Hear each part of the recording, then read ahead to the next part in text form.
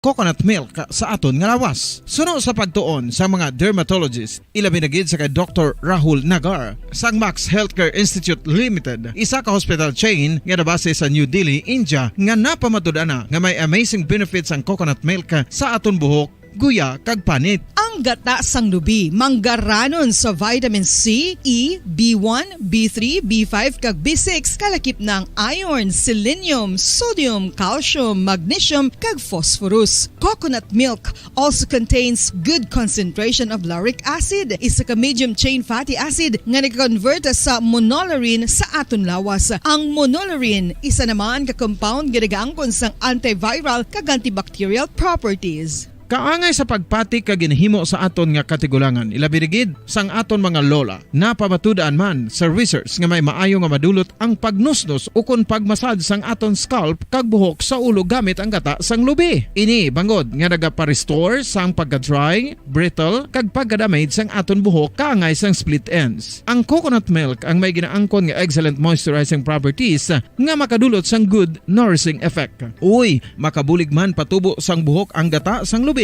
pagod sa mga essential nutrients sa pag-angkon sang healthy, shiny hair. Ginpanugyan nga mag-apply sang homemade coconut milk sa aton buhok. I-gentle massage ini sa sulod sang 3 to 5 ka minutos kag padasunan sa pagbutang sang hot towel. Pagkatapos sang 20 minutos, shampoohan ini. Samtang maayuman nga makeup remover kag facial scrub ang coconut milk upod sa olive oil. Hindi lamang nga ginatinluan sini ang aton guya, ginanourishman sini ang aton skin deeply. Apang, importante nga pahanumdum. Rub it gently. Maayuman nga cleanser ang gata sang lubi, bangod may antibacterial properties ini, makabulig sa pagtapna sang pagtubo sang punggod kag acne sa aton guya. The fats in coconut milk do not clog pores, thereby preventing acne. Samtang ang gata sang lubi epektibo man sa paghatag sang alibyo sa sunburns bangod sang ginaangkon nga anti-inflammatory properties sini. Ang coconut milk napamatud-an nga makapaayo man sa mga skin ailments bangod sang excellent moisturizing effects sini sa dry skin conditions kaangay sang eczema, dermatitis kag psoriasis. Ang natural fatty acid sa gata sang lubi ang makabulig sa dry kag irritated skin, kalakip na nga ginakakas sini ang mga harmful bacteria sa aton panit. Ano pa ang ginahulat nyo? Maggamit na sang homemade nga coconut milk for it really works wonders. Ang alom ang normal nga makitaan sa panit sang isa ka tawo. Apang paano bala mabalaan ko ng isa ka alom cancerous? Ang normal nga alom ang nagaduag sang brown, tan o kon black spot sa panit. Posible ini nga flat kung nagabukol kag masami man ini nga bilog o kon oval. Mayara man sa mga alom nga yara na nga daan malin sang ginbunag ng isa ka tawo, apang kalabanan sa mga ini ang nagatubo sa mga bata. Kalabanan sa mga ini ang harmless. Minutos ang nabilin antas ang alas sa 7 saga. Welcome madri sa pagapangalagad sang Bombo Report Second Edition nadlaw sang Martes Petsa 4 sa bulan sang Oktubre sa mga tig 2000 Vientres. Unang adlaw sang Martes kanapulo ng bulan sa mga year 2022. Sa mga aga manginakaupo ang niwalagad si Bombo Erlin Bayonita. Upda na kita hasta alas 7 ang atak na sa mga aga sa udalong sa inyo sa dugang mga balita lokal. Mga nabalaga sa ato ng mga police station sa diri sa Maya Syudad sa Bacolod, kalakipan na sa Maya Probinsya sa Negros Occidental. Halong-halong agida sa tanan nato na sa mga kotora nila binda sa mga butang makatugaw sang sunog kay nasa nga kagahon mayra sang isa ka balaya nga ginatupo kagida sang kalayo adra sa Maya Barangay Handamanan sa piyak nga linya Bombo Carla may defensor sa report. Kamin. Bombo Erlin, isa ka pulian ang natupok sa nga sunog sa naglintad nga sunog ako na natupok ini siya sa sunog sa Barangay Handumanan na Bombo Erlin. So sa impormasyon nga nakuha naton sa Bureau of Fire sa siyudad sa Bacolod, Bombo Erlin, ang balay ginapanagiyahan ni Ian Ray Cantutay. Ian Ray Cantutay kag tag-iya ini siya sa isa ka lumberyard kag hardware Bombo Erlin. So ginabuluban ta 30,000 pesos ang balor sa nasunog na balay. Sa karon padayon ng investigasyon sa Bureau of Fire Bombo Erlin kung diin nagikan kag kung ano ang rason sa sunog Bombo Erlin. So wala man sa nakaangkon sang injury sa nagluntad nga sunog bomba. So pero sa initial nga impormasyon nato na Bombo Erlin, so mayara pa sang kwarta nga nasunog nga ginabulugan ta 30,000 pesos. Amo ini kung hikan ka ini sa kita sang lumberyard kag sang hardware Bombo Erlin. So bali lumberyard din nila pero may naga-star man na dira no, Bombo Carl? Yes, Bombo Erlin, no? So ginapalagian man ini sang tagiyaman mismo sang lumberyard Bombo Erlin. Why good bilin no? Gani kay tungod nga light materials ang balay nila Bombo Erlin, di ano gid ang makuha kun malabot gid o kun sunog gid sang kalayo, no, kasi light materials ng gid Bombo Erlin. Oo, mga what time ang ganito Bombo Carl? Bombo Erlin, ini nagdugtad mga 3:50 nagaina sang kaagakon na Bombo Erlin. Okay. Tilabi na sila kung medyo adlaw na tayo mo trabaho, nami pa na itulog ka muna oras. Bugid, sakto ginaabong Berlin, kag isa pa nga daan do matulutog na ang haton, sini nga kaagahon kagaina, kay ano lang gid no, do bago lang gid puntat ang madamol na ulan, no. Kagapon doon nagpuntat na pero mapakabat sa kita sa gihapon niya sa matugnaw nga huyok sa hangin Bombo Erlin. Sumayo man kiti wala sa may nasamaran sa nagluntad nga sunog Bombo Erlin. Okay. Yes, Bombo Erlin, sa isa ka construction worker ang patay matapos wabunan sa Purok Katsitsirika, Barangay Poblacion East, Candoni, Negros Occidental. Ang madri ang mong kilala kay Dionisio Malubay.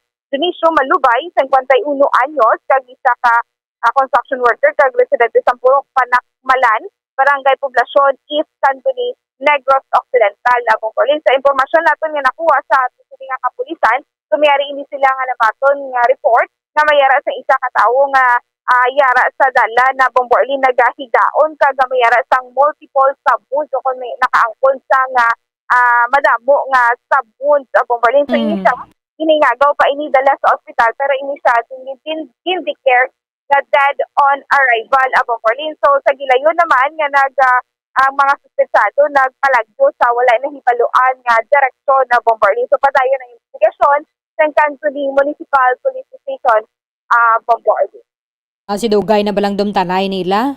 Ang bugid gani Bombo Erlin kito ano gito aki ko lang taon aki gid ang suspetsado kay ti sang naangkon niya sa phone ang biktima Bombo Erlin. Ginta patapa niya gino? Ang bugid kaluoy gid sang biktima Bombo Erlin. So na-declare gid din siya na dead on arrival. Samtang Bombo Erlin isa ka o kung tatlo ka mga suspetsado ang dakop sa gipatigayon nga bypass operation sa Silay City sa sitio Dakutan, Dako, Barangay Mambulak, Silay City, Negros Occidental. Ang mga suspetsado diri ang gikilala kanday Michael Gallieno, ginakapit nga top 6 nga drug personality sa station sa Silay City Police Station kag ini siya ginakapit nga street level individual. Santay siya ti adios kag ang isa gikilala kay Janelle Shason, 19 anyos, Stephen Paracion, kag ini sila tanan residente sa Dakutan, Dako, Barangay Mabulak, Silay City, Negros Occidental. Dakutan Dako asang Silay City Bombo Erlin. So nakuhaan ini sila sang 14 ka plastic sachets ng suspected shabu kung nagabalor ini 95,000 pesos Bombo Erlin. Sa subang ari na ini sila sa kustudiya sa Silay City Police Station for proper disposition na Bombo Erlin. Okay, sige, Mama Carl, thank you, Ged. Bombo Erlin, ang may nag-report nagikan sa patrol, ini si Bombo Calamay Defensor para sa Pambansang Radyo ng Pilipinas sa patrol na bawan sa Bacolod. Basta Radyo. Bombo. Maraming salamat kay Bombo Carla Maya Defensor. 1 minuto banwa na bininanta sa ngalas sa siyata sa aga. Standby kamo magasulod na ang Bombo News Center Makati para sa Bombo Network News. Bombo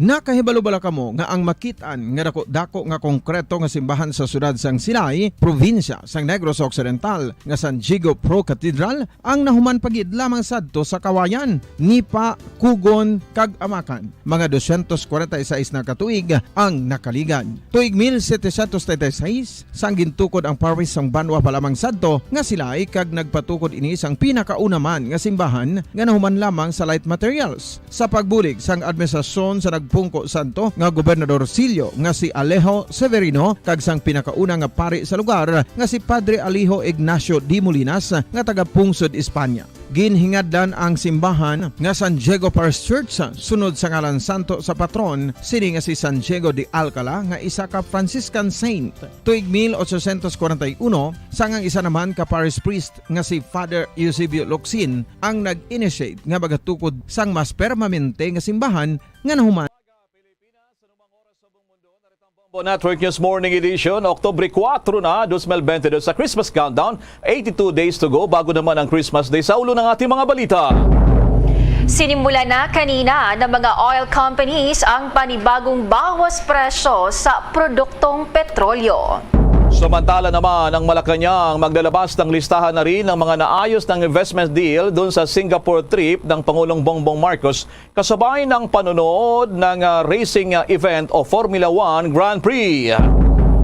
Malaking Chinese business groups naman tinutulan rin ang pag-iral ng mga Philippine offshore gaming operators dito sa bansa.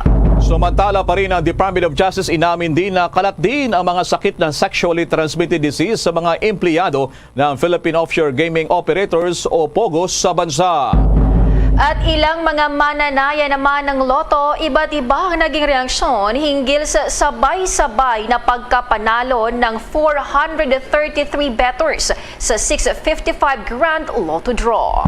At sa atin namang international news, ang European Union members nagkasundo na isanay ang 15,000 mga sundalo ng Ukraine at mayroon pang dagdag naman na 5 bilyong dolyar na tulong para sa naturang bansa.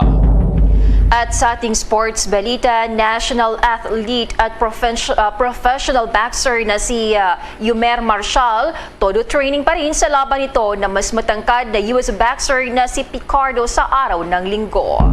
Bago sa detalye, kami po ang inyong mga tagapagbalita. Ako si Bombo Join Buna. Ako naman si Bombil Maraculat ngayon sa detalye ng ating mga balita. Mga kabombo ka Star Nation, good news muna dahil sa sinimula na po ng mga iba't ibang mga oil companies kanina ang panibago na namang bawas presyo ng kanilang produktong petrolyo. Magkakasunod na nagpatupad ng bawas sa presyo o rollback kaninang alas 6 ng umaga ang mga kumpanya ng langis. Mayroong 40 sentimos ang bawas sa kada litro ng gasolina habang mayroong 85 sentimos naman kada litro ng kerosina. May rollback naman na 45 sentimos sa bawat litro ng diesel. Ito na ang pangalawang sunod na linggo na pinatupad na bawas presyo doon naman sa mga produktong petrolyo. Naglabas na rin ang kanilang posisyon ang malaking grupo ng mga Filipino-Chinese businessmen ukol ito sa pag-iral sa bansa ng Philippine Offshore Gaming Operators. Binigyang diin ng Federation of Filipino-Chinese Chamber of Commerce and Industry Incorporated sa ginanap na Senate hearing na hindi sila sang-ayon sa mga illegal at unregistered na mga pogos sa bansa. Sinabi pa sa statement ng mga Filipino-Chinese businessmen at maging ng Philippine-Chinese Chamber of Commerce na dapat timbangin ng Senado ang naibibigay na economic benefits and social impact mula sa pag-iral ng kontrobersyal na gambling industry. Nilinaw pa ng grupo na dapat lamang ipa-deport ang mga illegal, walang permit at walang valid government visa na mga POGO employees na kanila ring mga kababayan. Ang posisyon ng Federation of Filipino-Chinese Chamber of Commerce and Industry Incorporated ukol sa POGO ay binasa ng kinatawan na si Wilson Flores. Pakinggan natin si Wilson Flores ang kinatawan mula sa Filipino-Chinese businessman. According to FFCCCII, the organization categorically states that it is against illegal or unregistered POGOs, the presence of their employees who are in the country without valid government permits and visas, all POGOs and their employees, whether Filipinos or foreign citizens, must follow the laws of the Philippines, regulations, obtain all the necessary permits, pay correct taxes and fees. Illegal POGOs must be closed and their alien employees deported. Ang sabi nila, it cannot be denied that the POGO industry has brought some economic benefits to the country, like revenues to coffers of government through fees, taxes, some employment, increase in demand of commercial and residential real estate, plus consuming goods and services which cater to them. However, on the other hand, it is really deplorable that crimes and illegal activities related to POGOs are increasing, and these have come to adversely affect not only those involved in that industry, whether Chinese or foreigners working there, but also many Filipinos. There have been reported incidents of abductions, forced labor, prostitution. Yan ang naging pahayag ni Wilson Flores, ang kinatawan mula ito sa Filipino-Chinese businessman.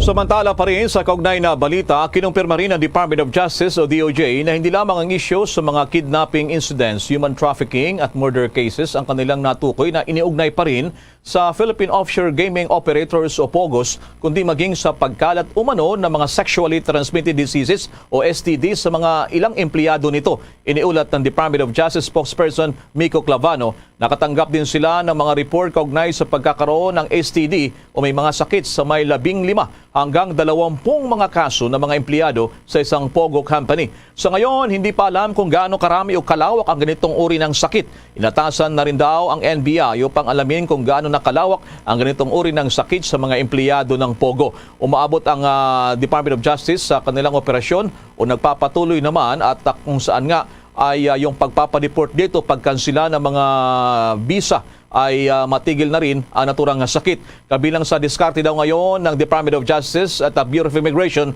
salip daw na agarang ipadeport ang mga illegal Chinese citizens para naman daw makatipid at humanitarian approach. Kansilahin na lamang ang alien visa ng halos 50,000 na mga illegal Chinese nationals. Naniniwala ang Department of Justice na turang hakbang ay magbibigay daw pagkakataon sa mga Chinese na ito na voluntaryong umalis ng Pilipinas sa loob ng 59 na araw. Paliwanag pa ng Department of Justice, ipapatupad lamang ang summary deportation kung hindi pa rin naalis ang isang Chinese sa loob ng 59 na araw mula nang kansilahin ang kanilang mga visa.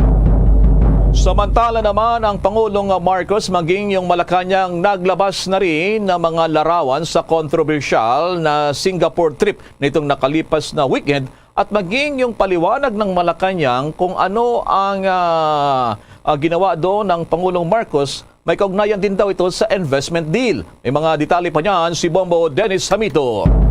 Kusang maglalabas ng listahan ang Palasyo Malacanang ng mga naging kasunduan na naisara ng Pangulong Ferdinand Bongbong Marcos doon sa kanyang pagbisita sa Singapore kasabay ng panonood ng Formula 1 Grand Prix kung saan ay umani nga ito ng samot-saring reaksyon. May mga negatibong reaksyon pero may mga dumidepensa mismo kay Pangulong Bongbong Marcos Jr. At layunin umano ng pagsasapubliko ng listahan na may pakita na naging produktibo nga ang naturang lakad ng punong ehekutibo sa nasabing bansa kahit ito ay sa panahon ng weekend at tapos na yung kanyang state visit at ito ay isang pribadong lakad. Yun nga lang ay nagkakaroon ng ilang kulay dahil mula araw ng Huwebes may mga katanungan na tayo sa Palasyo Malacanang ngunit wala agad naging tugon hanggang sa lumabas na ang mga larawan na nagpapakita na nasa Singapore nga ang Pangulo kasama ang kanyang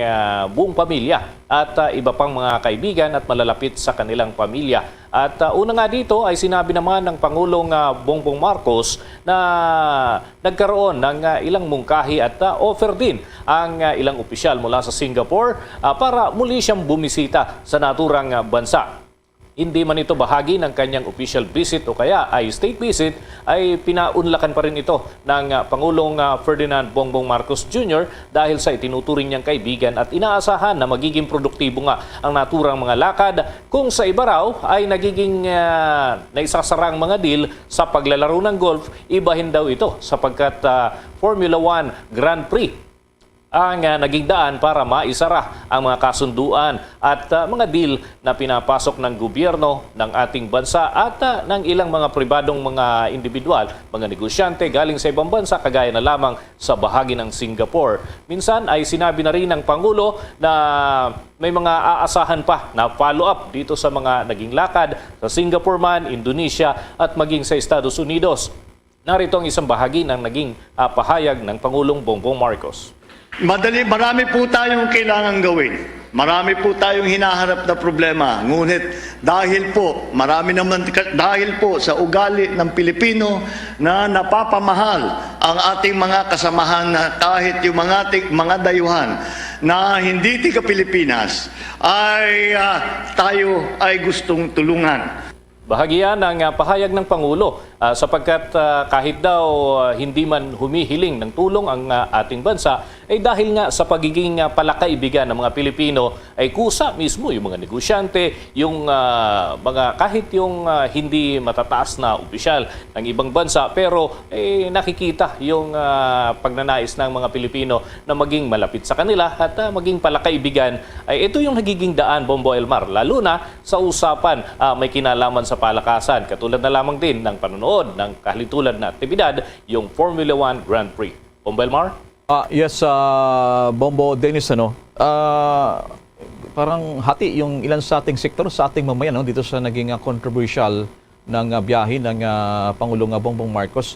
Anong paliwanag dyan ng Malacanang kung bakit sa una-una, Bombo Dennis, hindi agad ito na isa publiko o kaya naman ay walang konfirmasyon until such time lumabas ito, Bombo Dennis, sa social media na at ibang mga impormasyon na kumalat, Bombo Dennis? Well, sinasabi ni Press Secretary Trixie Cruz Angeles kahit sila ay hindi naman sure na matutuloy nga ang Pangulo doon sa naturang lakad dahil mula daw umaga hanggang gabi may mga event na pinupuntahan ng Pangulo, mula Lunes hanggang weekend ay may mga lakad siya. So kahit sila ay na blanco doon sa issue na tutuloy ang Pangulo doon sa kanyang lakad, although nandun yung posibilidad. Kaya lang sabi ng Palasyo Malacanang hindi naman po pwede maglabas ng agarang statement kung hindi pa naman sure na matutuloy nga ang presidente doon sa kanyang pagtungo sa Singapore. At kinumpirma na lamang ito paglabas ng ilang mga impormasyon at sinabi na ito ay tingnan daw yung positibong aspeto kung saan naging mabunga at produktibo naman ang naturang lakad. Bombo Elmar. Sige, maraming salamat sa mga update na yan. Unless otherwise, kung meron pang mga schedule ngayong araw ang Pangulong Bongbong Marcos sa Bombo Dennis. Yes, may mga event din ang Pangulo pero karamihan dito ay dito sa Malacanang mismo at may mga kausap siya na mga bibisita sa araw na ito, Bombo Elmar, at kahapon nga ay naging busy rin siya doon sa groundbreaking sa bahagi naman ng Pasig City para doon sa subway project at masusundan pa raw ito sa iba pang lugar dito sa ating bansa na mga inuumpisa na infrastructure ang tutok ngayon ng Marcos administration at inaasahan na marami pang mga kasunod yan. May Visayas and Mindanao events din pero hindi pa may sa publiko sa ngayon dahil hindi pa planchado ang schedule, Bombo Elmar. Para sa Bombo Network News, Bombo Dennis Hamito nag-uulat para sa Pambansang Radyo ng Pilipinas, Basta Radio, Bombo! Samantala muna, kinumpirma ng Department of Justice na hindi lamang issues sa mga kidnapping incidents, human trafficking at murder cases ang kanilang natukoy nga kaugnay pa rin dito sa usapin naman ng Philippine Offshore Gaming Operators at ginarin yung issue naman sa may kinalaman sa social problem dito naman sa ating bansa na natura namang kinapapaluman ng ilang mga illegal aliens o kaya naman ay mga Chinese nationals. Samantala rin naman sa ibang balita, naniniwalang ilang mga analyst na hindi na sila magtataka kung muling magpatupad ang Bangko Sentral ng Pilipinas o BSP ng panibagong interest rate, lalo na kung muling kikilos ang US Federal Reserve upang palakasin pa ang kanilang dolyar. Ang pananaw ng ilang ekonomista ay matapos na maitala yung panibagong pagsadsad ng halaga ng piso kahapon na may tuturing na all-time low laban naman sa dolyar. Sa inilabas na exchange rate nga ng Bankers Association of the Philippines, bumagsak pa sa 59 pesos ang katumbas ng isang dolyar. Sinabi na rin ng Bangko Sentral ng Pilipinas na ang pagtataas nila ng interest rates ay bilang pantulong na rin sa pag-stabilize ng peso at yung inflation rate sa bansa. Sa kabila nito, umasa naman ang ilang mga ekonomista na sana hindi naman lumubog pa ng husto ang piso, lalo na at papalapit ng buwan ng Disyembre o naman ay Christmas season. Sa iba pang balita, patay matapos tambangan ng broadcaster na si Percy Lapid. Ayon pa sa Philippine National Police, lula ng kanyang sasakyan kung saan pagdating sa gate ng kanilang bahay sa Las Piñas City nang sumulpot ang dalawang suspect na lula ng motorsiklo. Itinakbo pa ito sa pagamutan, subalit hindi na ito umabot ng buhay. Ayon pa sa kaanak nito, magsasagawa na sana ito ng kanyang online program bago mangyari ang pamamaril. May hinala rin ang ilan nitong kaanak na posibleng may kinalaman sa trabaho ang pagpaslang kay Percy. Gayunman, patuloy pa rin na inaalam ng mga otoridad ang motibo ng nasabing insidente. Mamaya, abangan pa ang detalye. Ilang reaksyon pa rin ang ating mga kababayan sa controversial naman na panalo ng sabay-sabay ng halos 500 mga bettors o kaya naman mananaya dito po naman sa controversial na loto nitong nakalipas na weekend. At gina rin ang pananaw pa ng ilang nating mga kababayan kung dapat bang imbestigan pa ng Senado ang natura ng mga usapin. Samantala muna dyan sa Senado, kahit ngayon ay nakareses, yung nakabakasyon yung ating mga senador, mga mambabatas, ay tuloy pa rin ang kanilang Senate hearing dyan. At alamin natin dyan kay Bobo Raymond Tinasa kung ano yung bagong departamento ang nakalusot na rin ang kanilang budget dyan sa committee level. Go ahead, Bobo Raymond Tinasa. Yes, Bombo, Elmar, at ito patuloy yung isinasagawa na mga budget hearings pa rin dito sa Senado kaugnay sa budget ng iba't ibang ahensya ng pamahalaan. At kabilang nga sa sumalang kahapon ay itong Department of Health. At dito ay nakalusot naman matapos ang katanungan ng ilang mga senador. Nakalusot itong 300.1 billion pesos na bahagi ng opondo para sa 2023 ng Department of Health at iba pang mga attached agencies ng ahensya. Sa naturang pagdinig ay nagpahayag ng concern itong si Senate Majority Leader Joel Villanueva ng concern kaugnay sa mababang ratio pa rin ng doctor to patients dahil nga kanyang tinanong kung may improvement na nga ba yung naturang ratio matapos yung magkapapasa yung doktor para sa bayan na batas sa Bombo, Elmar. At dito ay sinabi niya na nakakalungkot isipin na hanggang sa masadali nito ay ang Metro Manila pa rin ang mayroong pinakamataas na bilang ng mga doktor habang sa mga lalawigan, sa mga kanayunan ay kulang na kulang at walang halos maayos na healthcare system dahil kulang nga sa mga doktor at mga nurses. Na itong bahagi ng pahayag ni Senator Joel Villanueva. Losing my mom and my sister in the past years, I know that this is also special for our dear colleagues here, especially Senator Pia. I remember during the discussion of this bill before it became a law, the WHO is saying that you need 10 doctors to attend to 10,000 Filipinos. That's the ideal. But unfortunately, in the Philippines, there are only 3 doctors attending to 10,000 Filipinos. In fact, most of our doctors are in Metro Manila. In 2020, 7.62% of our doctors are in NCR. While in Mimaropa, there are only 1.28%, Soxargen 1.38%. In BARM, it's actually 0.74%. So very low doctor to population ratio. So my first question would be, how are we doing now after the passage of the Doktor para sa Bayan Law? What would be our ratio? I know the ideal is 10 doctors per 10,000. And again, during the time when we were discussing this measure, we only have about 3 doctors per 10,000 Filipinos. May we know if this actually improved, Your Honor, Madam Chair? Yan yung bahagi ng pagtanong ni Senate Majority Leader Joel Villanueva Bombo Elmar. So talagang nakakalungkot isipin nga na hanggang sa masandaling ito ay kulang na kulang yung ating mga medical practitioners para sa ating mga pasyente, mga kabayan. Yun nga, dahil marami yung instead na dito na lamang magtrabaho, ay nag-abroad na lamang dahil sa mas malaking kita at mas marami yung kanilang benepisyo. So sa ngayong araw ay inaabangan din natin yung pagdinig kaugnay naman sa budget ng Office of the Press Secretary. Pero so far, sa mga sandaling ito ay wala pang confirmation kung dadalo itong si Press Secretary Trixie Angeles Bombo Elmar dahil may mga issue nga na siya daw ay mag-resign, although dinanay naman ito. So tingnan natin mamaya kung siya ay harap para idepensa yung kanilang budget para sa 2023, Bombo Elmar. Bombo Raymond, balikan ko yung issue dyan sa kakulangan ng ating mga healthcare workers. Siguro isa pa sa nakikita natin, Bombo Raymond, yung awareness ba ng Department of Health na may free education para doon sa mga estudyante na gusto maging doktor. Bombo Raymond, sana palawakin pa. At from time to time ay magkaroon sila ng paghihikayat na doon sa hindi kaya na mag-aral doon sa pagiging doktor sa medisina ay mayroong programa ng ating gobyerno. Bagong batas lamang ito, Bombo Raymond.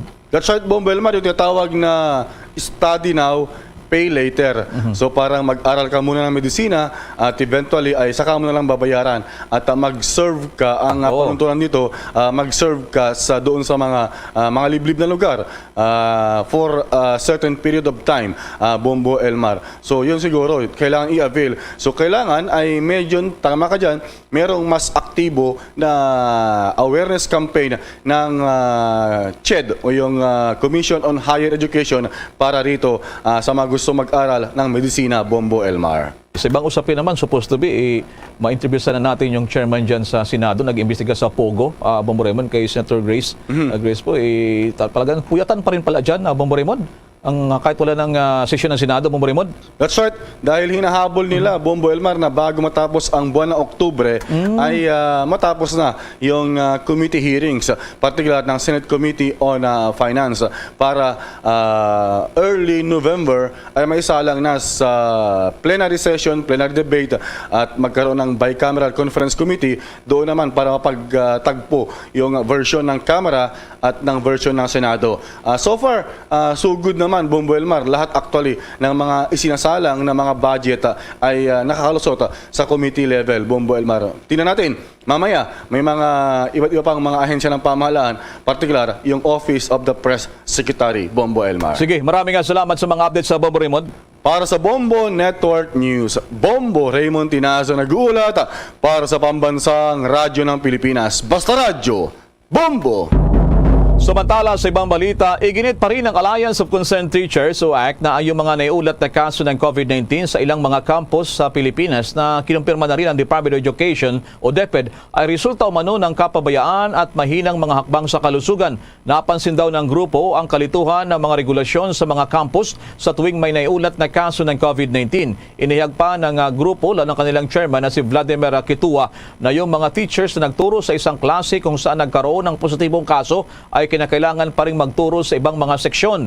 Kung gayon, ang mga may sintomas o exposure ay kailangan gumastos para sa RT-PCR o kaya naman ay test para ma-excuse ang kanilang pagliban sa klase dilan sa baka ibawas ito sa kanilang sweldo. Karamihan niya sa mga teachers ay walang sick leave credits. Magunita na sa pagkumpirma nga mayroong mga kaso na rin na tinamaan ng COVID-19 sa ilang mga paaralan. Sinabi naman ni Attorney Michael Pua, ang spokesperson ng DepEd, inasahan na ang nasabing development. Dagdag pa nito na ang nais nilang maiwasan ngayon ay magkaroon ng surge sa COVID-19 cases kaya't magpit nila itong sinusubaybayan. Sa magitan na niya ng Order Number 39, inatasan ng DepEd yung mga paaralan na magtatag ng sarili nilang surveillance system at makipugnayan na rin ng malapitan sa mga lokal na otoridad para naman sa kalusugan. Ngunit sa patakarang iyon, ang DepEd ay inaalis naman sa naturang responsibilidad sa impeksyon kung may mangyari man sa isang paaralan.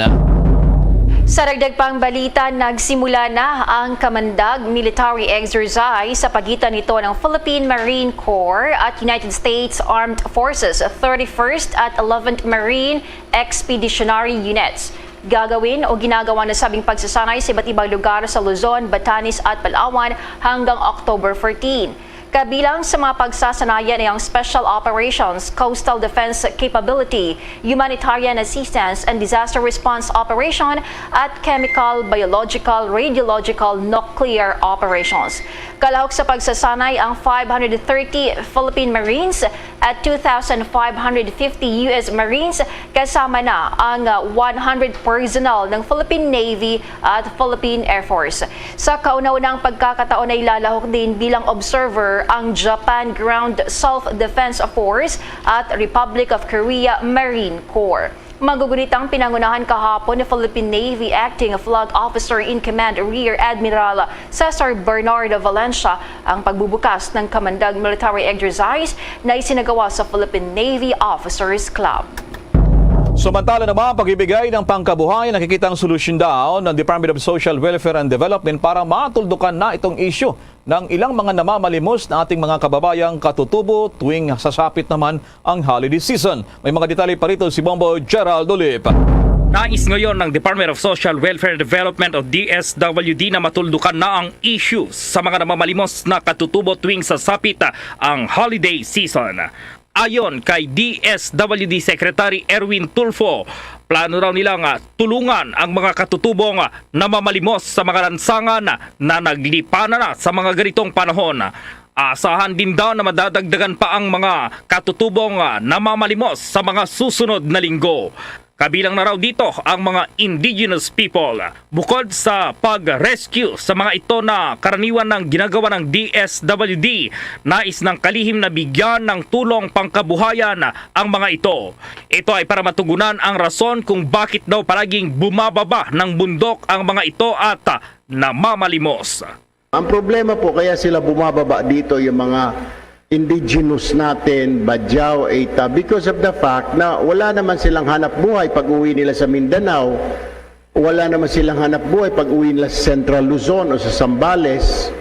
We need to fix that. We need to give them something na pangkabuhayan po nila para hindi na po sila pabalik-balik dito. Meron ho silang makakain, meron silang trabaho ho doon. Samantala, nakikipag-ugnayan na rin ang DSWD sa ilang local government units upang mairehistro sa local civil registrar ang ilan sa mga katutubong namamalimos. Kadalasan daw kasi anyang walang mga birth certificate ang mga ito kaya wala rin silang natatanggap na benepisyo mula naman sa ating pamahalaan. Yung I have already coordinated with some LGU. Simula po ngayon, we will try as much as possible iparehistro po yung mga indigenous natin, iparehistro po sa local civil registrar para meron po mga birth certificate yan. Libo-libo po yan, daang libo po ng mga kababayan natin, ng mga indigenous na wala pong birth certificate. Kaya hindi po nakakakuha ng benepisyo.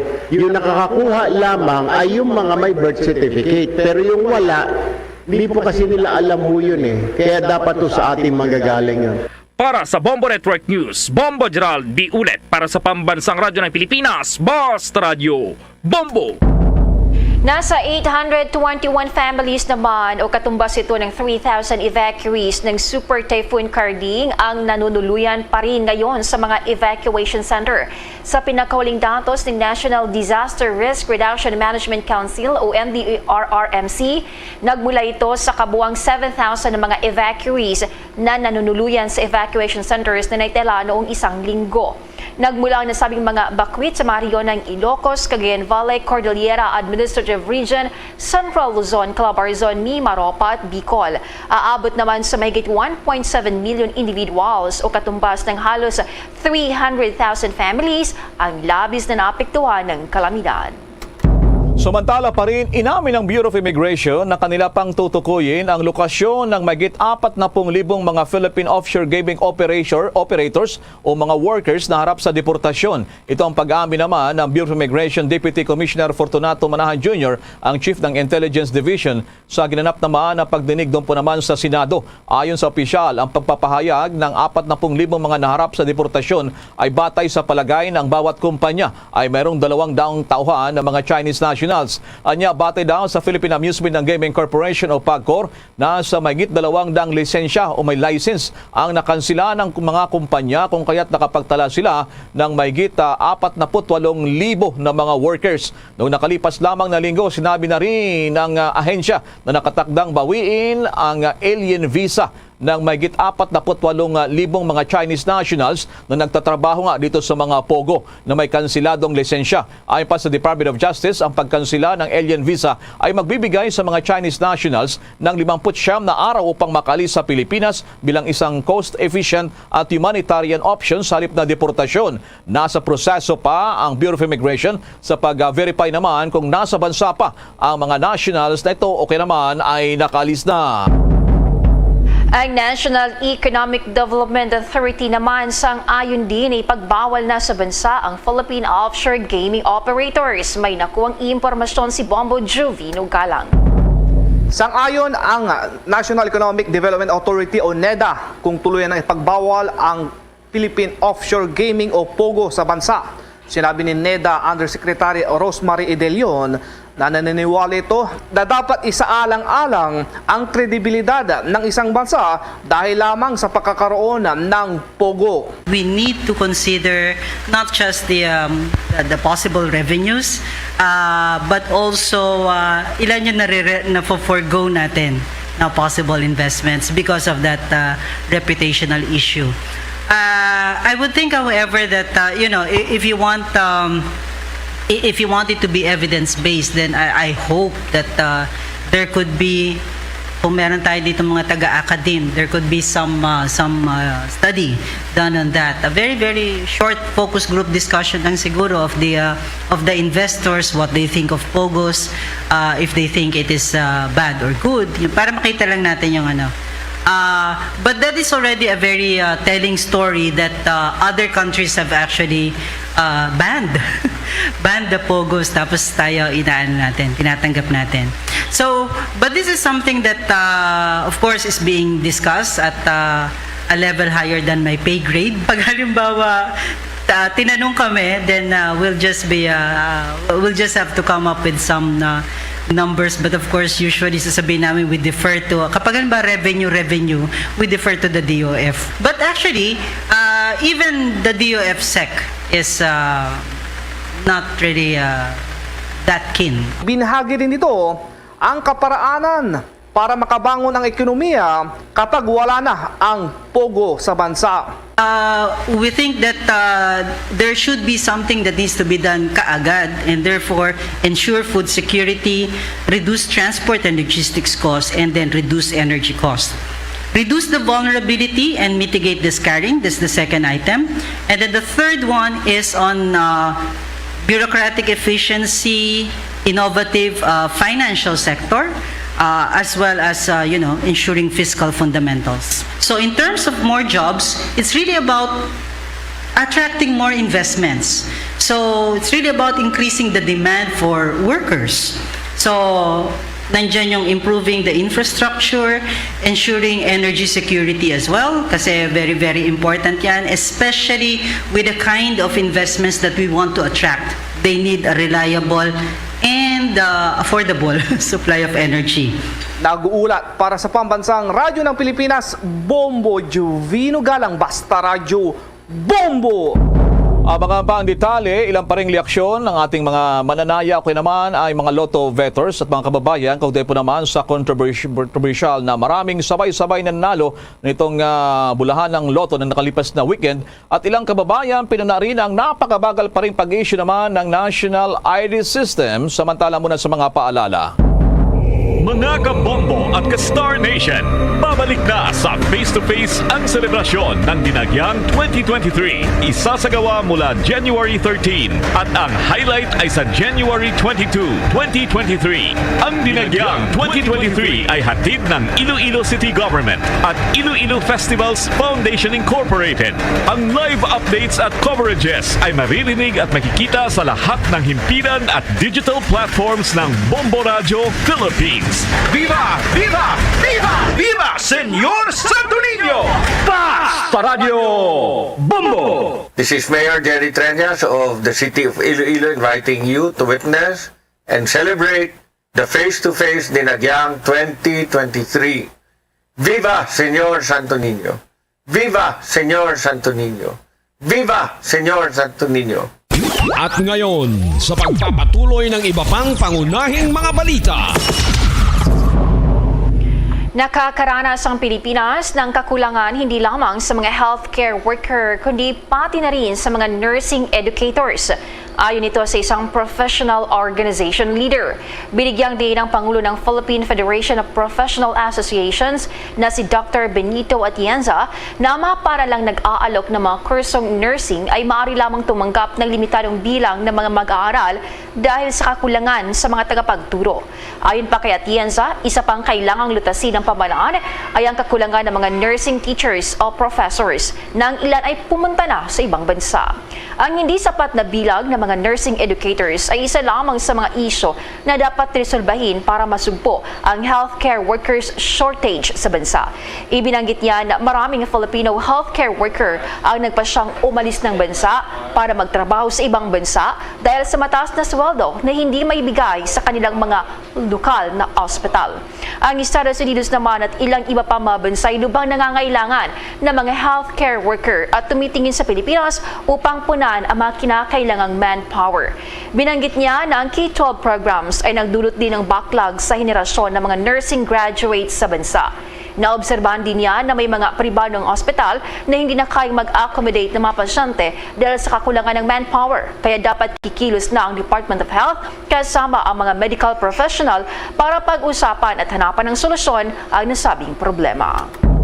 Samantala naman, iniulat ng Department of Health na nakapagtala pa rin ang Pilipinas ng umaabot naman sa 16,000 mahigit na dagdag pang COVID-19 cases sa nakalipas siya na linggo o buong linggo. Ayon sa Department of Health, mula September 26 hanggang October 2, ang average na 2,288 daily infections ay nirecord sa bansa. Ito ay mas mababa ng 10% kumpara naman sa nakarang linggo. Nasa ika-6 na linggo na ngayon na ang lingguhang bilang ng tinatamaan ng COVID-19 ay pababa. Samantala naman, nung nakalipas din na linggo, ang Department of Health ay nakapagberipika ng nasa mahigit 200 mga nasawi na pasyente na noon lamang nakumpirma ang impormasyon. Sa nakalipas din daw na 8 linggo, ito ang pinakamababa na bilang ng mga netala na nasawi naman sa Pilipinas dalan pa rin sa deadly virus. Sinabi naman ng isang eksperto na sa kanilang pagtaya, maaaring may tala pa rin ang may 2,000 COVID-19 cases sa pagtatapos ng taong kasalukuyan. Sa dagdag pang mga balita sa oras na ito ating alamin dahil ilang mga mananaya ng loto, iba't ibang naging reaksyon hinggil sa sabay-sabay na pagkapanalo ng mahigit 400 bettors sa 655 Grand Lotto Draw. May pag-uulat si Bombo JC Galvez. Bombo Elmar at Bombo Jane, sari-sari ang naging reaksyon ng mga mananaya ng loto sa kamakailan lang na pag-anunsyo sa publiko ng Philippine Charity Sweepstakes Office o PCSO kaugnayan sa sabay-sabay na pagkabanalo ng 403 mananaya sa 655 Grand Lotto Draw. Sa panayam ng Bombo Radyo sa ilang mga tumataya ng loto, ang ilan sa kanila, Bombo Elmar, ay takang-taka kung paano raw nangyari iyon kasi kung tutusin daw, napakahirap manalo sa loto. Ayon kay Mang Roland, higit 30 years nang tumataya sa loto, Bombo Elmar, ni isang beses daw, hindi pa siya tumama sa loto kaya naman hindi siya makapaniwala kung totoo raw ba o hindi ang nasabing bilang ng mga nanalo na inanunsyo ng PCSO. Pakinggan pa natin ang salobin ni Mang Roland hinggil doon sa pagkapanalo ng 433 bettors. Maganda yon kasi mas marami nanalo eh. Sabihin kumalat yung pera. Hindi isang tao lang. Kasi sa lahat naman ng sugal, may mga daya talaga yan. Pero mahirap kasi. Kita mo, dami, 400, papare-pareha sa mga numero. Diba? Kakataka-taka. Isa numero nila, 433 ba yan? Oh. Bihira yun. Kasi hindi pa ako tumatama kaya hindi ko rin alam na may totoong tumatama o wala eh. Yan ang bahagi ng kanyang pahayag, Bombo Elmar, doon sa higit 400 nanalo sa 655 Grand Lotto Draw. Kung tutusin, masaya siya na hindi lang isang nanalo, Bombo Elmar, ngunit hanggang ngayon nagtataka siya dahil nga sa ang daming nanalo sa 655 Grand Lotto Draw. Samantala, may paninindigan naman itong si Mang Gilbert na hindi raw talaga siya naniniwala sa Isa nga lang daw mahirap na what more pa raw doon sa 433 na nanalo. Pakinggan natin ang bahagi ng kanyang pahayag.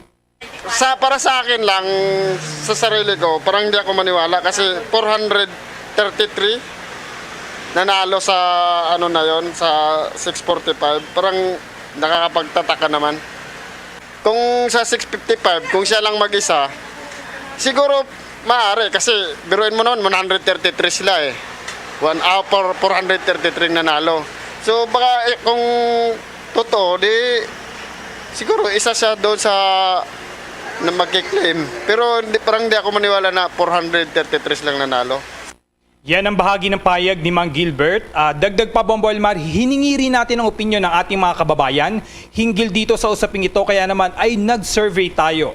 Halo-halo rin ang kanilang opinyon, Bombo Elmar. May nagsabi na wala raw nangyari na irregularidad sa Lotto 655 sapagkat milyon daw ang tumataya doon. Samantala, karamihan sa mga sumagot ang nagsabi na kalokohan lamang at ang 433 na nanalo, kaya naman ay pabor ang iba na ito ay imbestigahan.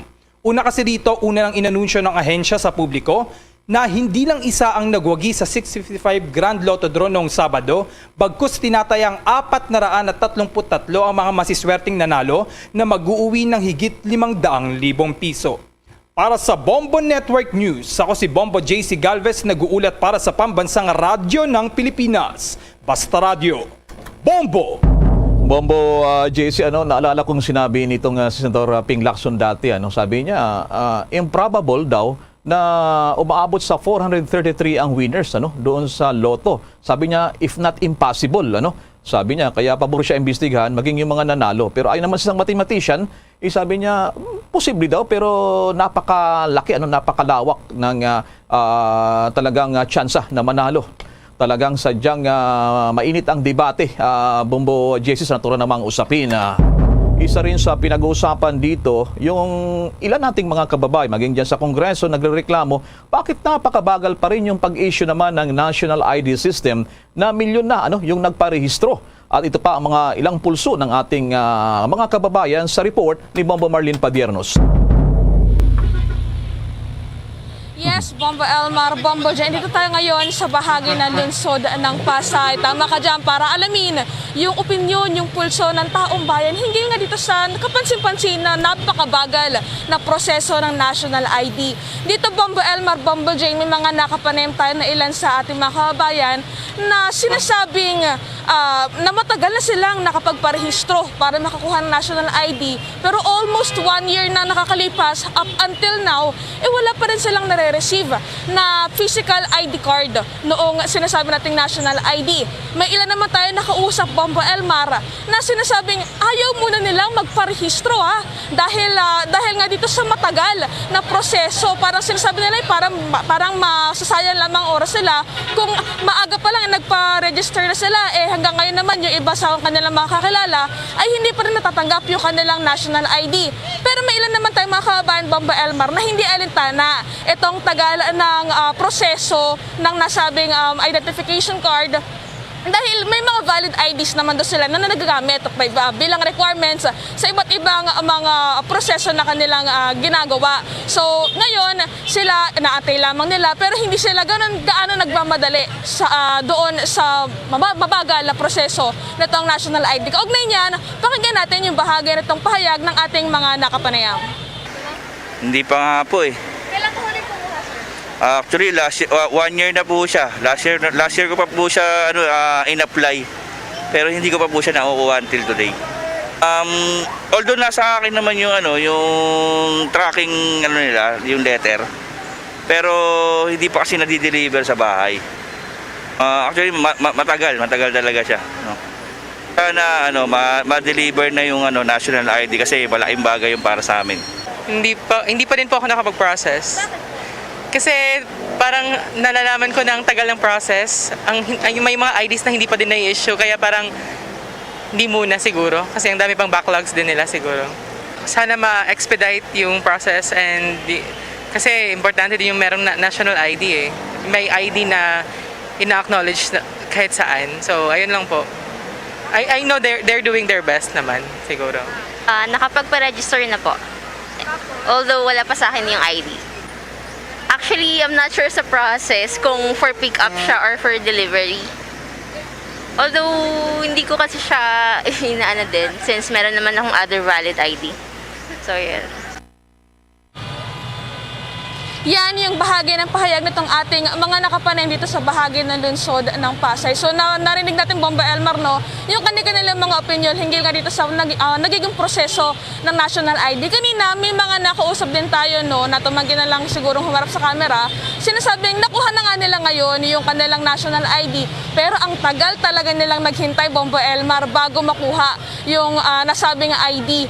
At alam niyo ba, batay doon sa latest report ng Philippine Postal Authority, nasa 14 million na yung na national ID cards yung naipamahagi sa buong mundo. Based naman doon sa latest report ng PSA, nasa 50 million na mga Pilipino na o halos kalahati ng populasyon ng ating bansa ang nakapagparehistro na sa national ID batayan sa kanilang naging datos noong taong 2021, Bombo Elmar, Bombo Jane. Kaya naman siguro nagrereklamo rin yung ilang mga mamabatas, Bombo Marlene. Naalala ko, ang dating Duterte administration, imagine baka mahulog ka dyan sa kinatayan mo, naglaan ng 3.5 billion, billion ito, 3.5 billion pesos para naman sa pag-i-issue ng national ID system. Anyway, maraming salamat, Bombo Marlene. Ingat kayo dyan. Live mula dito sa bahagi ng lungsod ng Pasay, ako po si Bombo Marlene Padiernos, nag-uulat para sa Pambansang Radyo ng Pilipinas, Basta Radio, Bombo! At sa dagdag pang mga balita sa oras na ito, ang Amerika at kontinente ng Asia kasama ang Pilipinas nangungunang bansa sa pinakadelikado sa natural disaster ayon yan sa pag-aaral. May detalye si Bombo Eliza Eclarinal. Nito lamang nakalipas na mga araw, sunod-sunod na ang kalamidad na tumama sa iba't ibang dako ng mundo. Nandyan ang matinding tagtuyot na nagdudulot ng malawakang wildfires at mga report ng mga pagbaha o malalaking flash floods, mabilis na pagkalusaw ng mga nyebe na nagdudulot ng pagtaas ng mga karagatan, isama na rin ang krisis sa global migration at nandyan din ang mga super typhoon o hurricanes na pambihirang nangyayari sa kasaysayan ng mundo. Hanggang ngayon, patuloy ang mga katanungan. Ito na ba ang ganti ng kalikasan sa kapabayaan ng tao o climate change? Sa inilabas na findings ng World Risk Index 2022, ang Amerika raw at ang kontinente ng Asia ang nangunguna sa may nakaamba ng mga panganib. Sinasabing ang mga nabanggit daw ng mga lugar ay lantad sa panganib mula sa mga natural hazards. Ayon pa sa datos ng World Risk Index 2022, sa 173 bansa na napasama sa mga disaster risk ay una sa listahan ang Pilipinas. Sinusundan ng India, Indonesia at nandyan din ang Colombia at Mexico. Ang Germany naman ay napasama na rin bilang 101st disaster risk sa global midfield na kung saan hindi na sila kasama sa may pinakamababang kaso ng mga natural hazards. Kung tutuusin, ang Pilipinas ay nasa lugar ng Ring of Fire, hindi lamang bagyo, pagbaha, lindol at napapalibutan ng karagatan, kundi nandyan din ang banta ng iba't ibang uri ng mga bulkan sa bansa. Ayon naman sa project manager ng World Index Report na si Peter Muke, ang mga baha, heat waves, tagtuyot at climate change ay ang nagiging malaking dahilan para mapabilang ang mga bansa sa disaster risk countries. Dagdag dito, umaabot na daw sa 100 indicators kumpara sa kabuuang 27 noon ang naitatala ng World Risk Index Report na kung saan nagpapakita lamang ito ng resulta ng tunay na kalagayan ng maraming bansa na nakararanas ng iba't ibang sakuna. Paliwanag pa niya, ang ganitong mga datos ay madali na raw na ilalabas dahil sa makabagong teknolohiya na dala ng digitalization.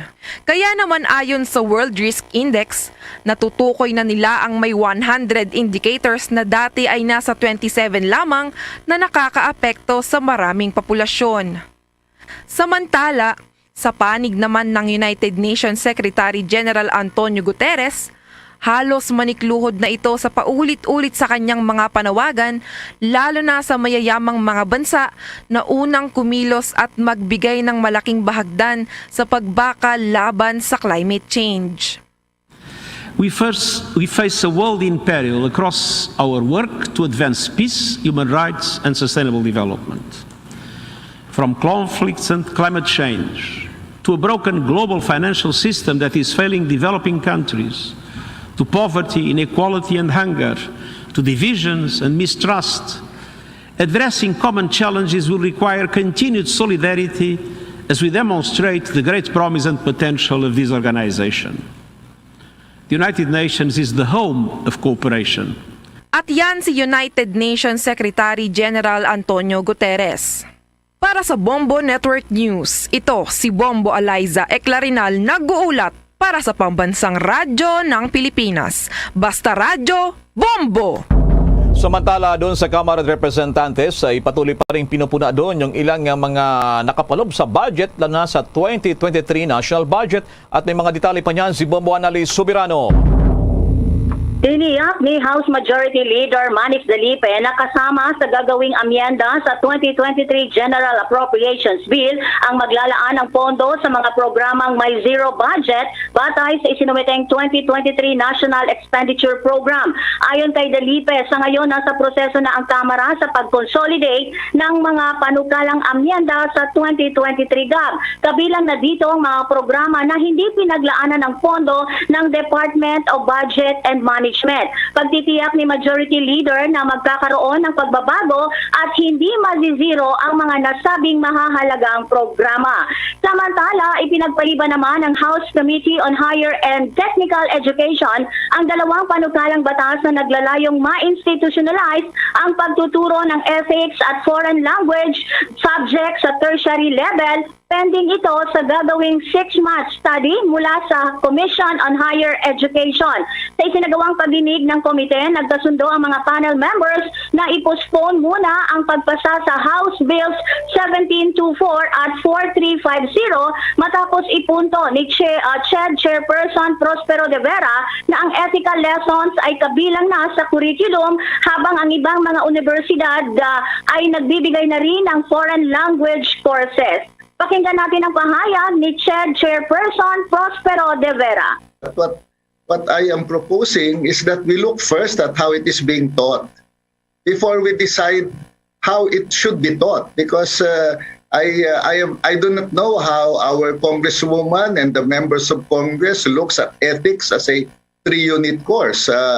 It is already being taught for the past couple of years. I myself would like to know how it is being taught and whether we can mandate certain things in the way it is being handled.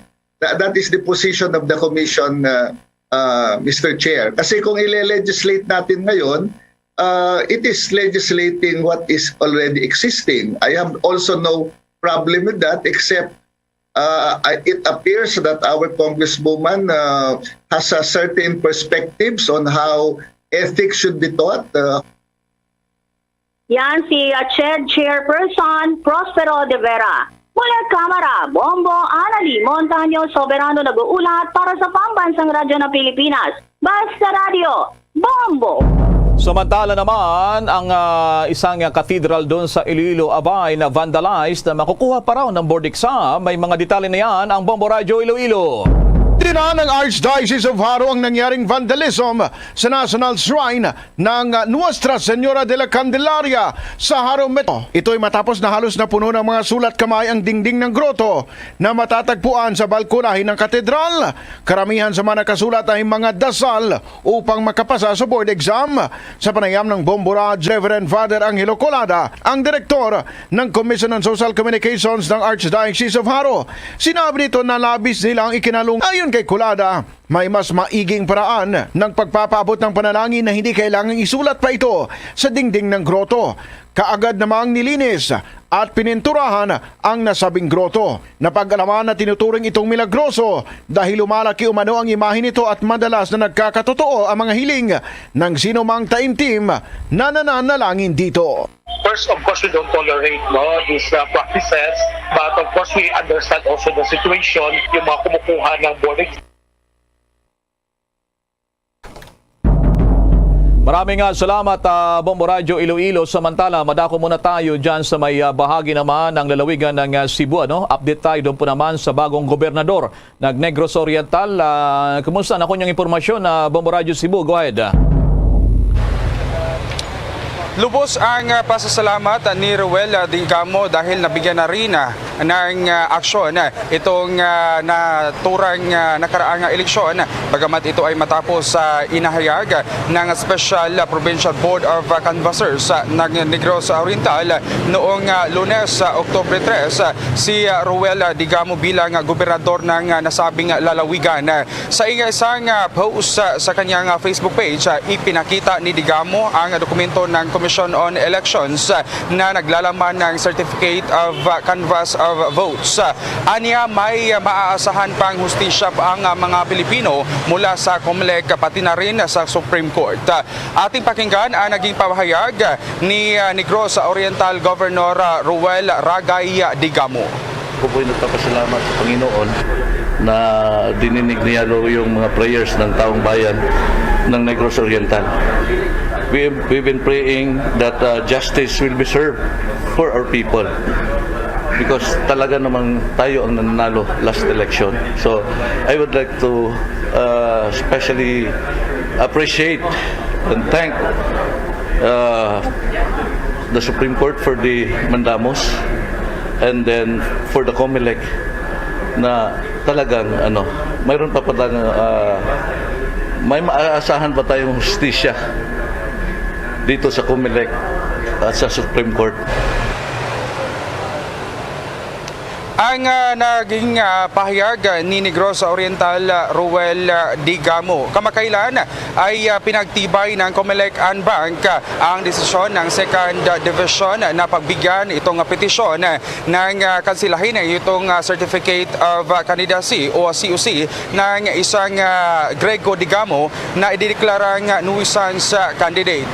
Ayon sa resolusyong inilabas noong Setyembre 1 ay ibinigay ng COMELEC noong Huwebes, Setyembre 29, bibilangin ang mga boto na nakuha ni Grego at noong nakaraan May 2022 eleksyon, pabor ito kay Ruel Ragay Digamo. Sa sertipiko, nakakuha si Digamo ng 331,726 votes na nanalo laban kay Henry Teves na nakakuha rin ng 301,319 votes. Mula rito sa lungsod ng Cebu para sa Bombo Network News. Ito si Bombo Russell Belocura para sa Pambansang Radyo ng Pilipinas at consistent overall #1 radio network in the country. Basta Radio. Bombo! Bombo International News. Ang malaking bahagi ng Florida nakakaranas pa rin ng kawalan ng kuryente at supply ng tubig. May nakuwang impormasyon ng Bombo Radio Lawag. Unti-unting nagre-recover ang mga residente sa estado ng Florida sa Estados Unidos matapos ang hagupit ng bagyong Ian sa mga nakalipas na araw. Sa ulat ni Bombo International News Correspondent Don Hosfeld, isang Amerikanong pastor sa Nokomis, Florida, marami ang mga nasirang ari-arihan dahil sa hagupit ng malakas na bagyo. Karamihan aniya sa Florida ay hindi pa naibabalik ang supply ng tubig at kuryente. Patuloy pa rin ang rescue operations para sa mga apektadong residente na apektado ng malaking baha. Katuwang naman ng gobyerno ng Estados Unidos ang ilang organisasyon para maiabot ang tulong sa mga apektadong residente. Roofs off and just buildings and signs, everything destroyed. A lot of the towns don't have running water, they don't have electricity. Some of them are expected to not have any electricity for another week. And so the devastation is quite bad. Reports are that in some locations, they're still having to send boats out to rescue people from their homes. So it's quite devastating. Si Bombo International News Correspondent Don Hosfeld, isang Amerikanong pastor sa Nokomis, Florida. Sa ngayon ay patuloy ang mga clearing operations ng mga otoridad sa mga apektadong lugar sa Florida. At yan ang balita mula dito sa Bombo Radio Lawag. Para sa Bombo Network News, Bombo Rani Durilag nag-uulat para sa Pambansang Radyo ng Pilipinas at consistent #1 dito sa Ilocos Norte, Basta Radio. Bombo! Bombo Foreign Exchange Update. Muli ngang nakapagtala sa pinakamababa, pinakamahina at lalong sumadsad pa itong halaga ng piso kontra dolyar. Batay sa report ng Bankers Association of the Philippines, ang isang dolyar ay katumbas sa Pilipinas 59 pesos. Sa report naman ng Bangko Sentral ng Pilipinas, ang isang Hong Kong dollar ay katumbas sa Pilipinas 7 pesos and 47 centavos, Singaporean dollar 40 pesos and 84 centavos, Saudi Riyal 15 pesos and 60 centavos, ang euro ay katumbas sa bansa 57 pesos and 46 centavos. The Bombo Foreign Exchange Rate Update is brought to you by Queen City Development Bank. Sa mga oras na ito, samahan niyo po kaming manalangin. Narito ang Oratio Impirata.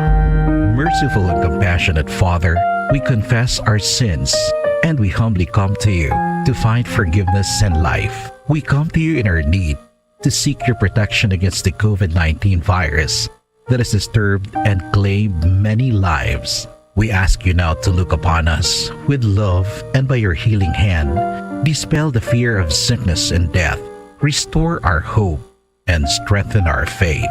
We pray that you guide the people tasked to find cures for this disease and to stem its transmission. Bless the efforts to use the medicines developed to end the pandemic in our country. We pray for our health workers that they may minister to the sick with competence and compassion. Grant them health in mind and body, strength in their commitment, protection from the disease. We pray for those afflicted. May they be restored to health. Protect those who care for them. Grant eternal rest to those who have died. Give us the grace in these trying times to work for the good of all and to help those in need. May our concern and compassion for each other see us through this crisis and lead us to conversion and holiness.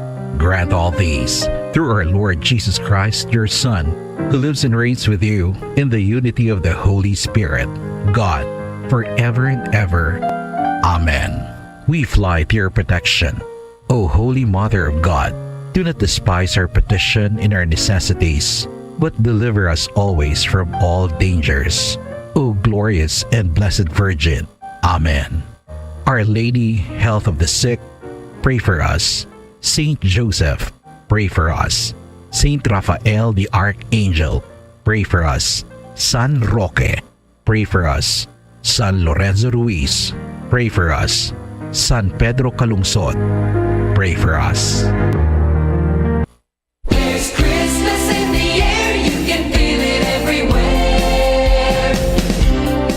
Mga kabombo at ka-Star Nation, trivia for Christmas muna tayo. Alam niyo ba na maraming mga bayan doon sa Austria, lalong-lalo na ang Alpine Village, na sa tuwing pagsapit ng Pasko, maraming mga lalaki sa nasabing lugar ang nakasuot ng half-goat demon habang nakaparada sa daan. Ito ang kanilang tinatawag na Krampusnacht. Layo nito ay upang takutin ang mga bata sa kanilang bahay. Ang Krampus ay isang simbolo ng parusa o retribution.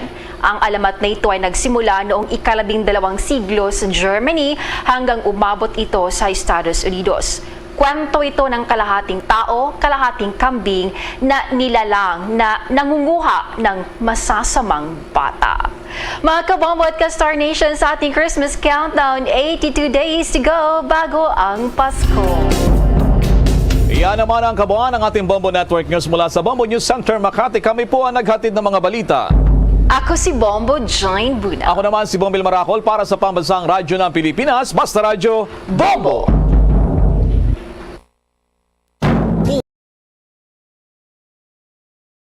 Basta Radyo Bombo!